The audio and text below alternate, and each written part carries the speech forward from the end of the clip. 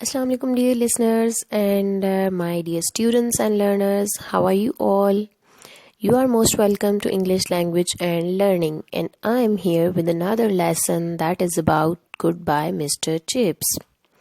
Yes, I was teaching this novel to my students in college, so I thought to have a short video clips on my channel also so that the other students may get benefit from it.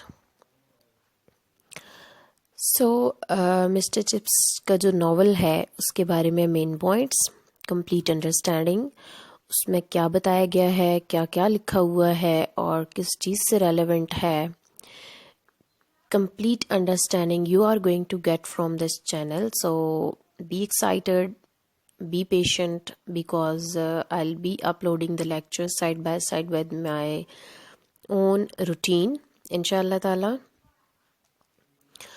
I just want to ask you to subscribe the channel and share with others as well, so many of you can get benefit from this. So let's get started. First of all, I'll talk about the novel. This is written by James Hilton and Goodbye Mr. Chips जो हमारा novel का title है ये accurately appropriate है because goodbye mister Chips जो हैं, एक तो उन्होंने अपने टीचिंग करियर को गुड बाय बोल दिया है एंड सेकेंडली जो है अपना जो लाइफ स्पैन है वो भी यहाँ गुजार के रुखसत हो चुके हैं. उनकी डेथ के बाद जो है ये नॉवल लिखा गया है. फर्स्ट ऑफ ऑल हम बात करेंगे नॉवल की and this is biographical novel. Biographical कहते हैं लाइफ हिस्ट्री को, लाइफ स्टोरी को.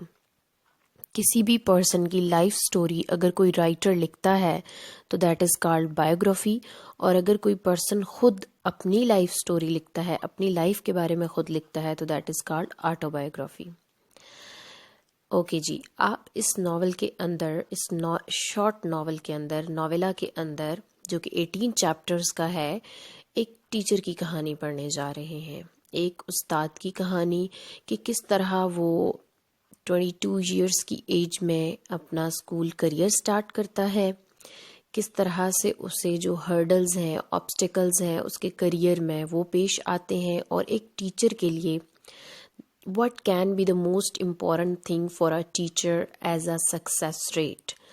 तो आप इसको अपने आप से भी रिलेट कर सकते हैं. If you want to become a teacher and if you want to become any other like if you want to adopt any other profession, you can relate yourself with it कि आप किस तरह से start लेंगे और आपको किस तरह से हर्डल्स आ सकती हैं. लेकिन जो टीचर्स ही बनना चाहते हैं तो उनके लिए इस चैप्टर के अंदर और पूरे नॉवल के अंदर बहुत सारे लेसन्स हैं because you are going to learn a lot from the experience of mister chips.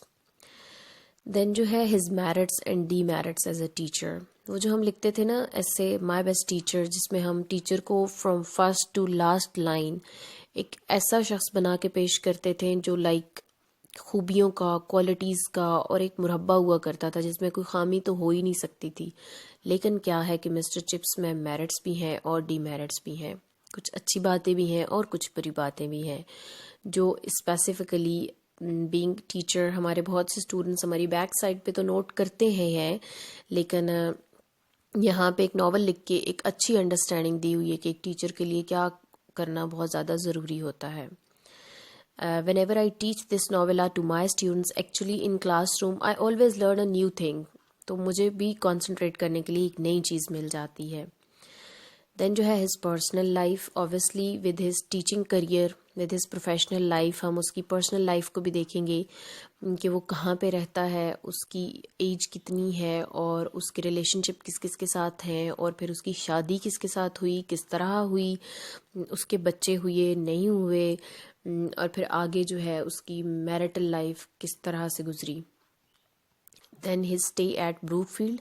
अब चूंकि वो ब्रूकफील्ड में उसका ज़्यादा टाइम गुजरेगा, वो पहले एक स्कूल स्टार्ट करेगा, उसके बाद उसे 1 साल के बाद छोड़ के ब्रूकफील्ड में परमानेंटली स्टे करेगा. लाइक जितनी इसकी स्टोरी है, जितनी लाइफ स्टोरी है, उसमें इसका स्टे जो है ब्रूकफील्ड में है, तो हम स्पेसिफिकली उसको ब्रूकफील्ड के रिलेशनशिप के थ्रू पढ़ेंगे कि वहाँ पे ब्रूकफील्ड की बिल्डिंग कैसी थी, वो स्कूल कैसा था और मिस्टर चिप्स वहाँ पे कैसा पढ़ा रहे थे. और मिस्टर चिप्स का रिलेशनशिप विद अदर टीचर्स जो है वो कैसा था। वो मिसेस विकेट के घर पे रहता था तो मिसेस विकेट के साथ उसका बिहेवियर कैसा था। और स्पेशली वन थिंग मोर कि मिस्टर चिप्स का अपने स्टूडेंट्स के साथ क्लासरूम में और शाम को जब वो उसके घर विज़िट करने आते थे तब बिहेवियर कैसा था, और स्टूडेंट्स के लिए उसके कंसर्न्स क्या थे, कि वो कहाँ किस लेवल पे स्टूडेंट्स को जाके देखता था और कितना टाइम जो है वो देता था। All these things you are going to get from this novel. और जो स्टूडेंट्स हैं आजकल के, अगर वो प्राइवेट हैं या कॉलेज के हैं या डेली भी जाते हैं, और अगर कोई भी आपका लेक्चर कॉलेज में क्लास में और as a private student miss हो गया है, come here, learn all the things, and if you have any question, confusion, you can ask. I'll be there to answer you inshallah. और इसके साथ ही I'll ask you goodbye for today and stay tuned to get the upcoming lectures. Allah Hafiz.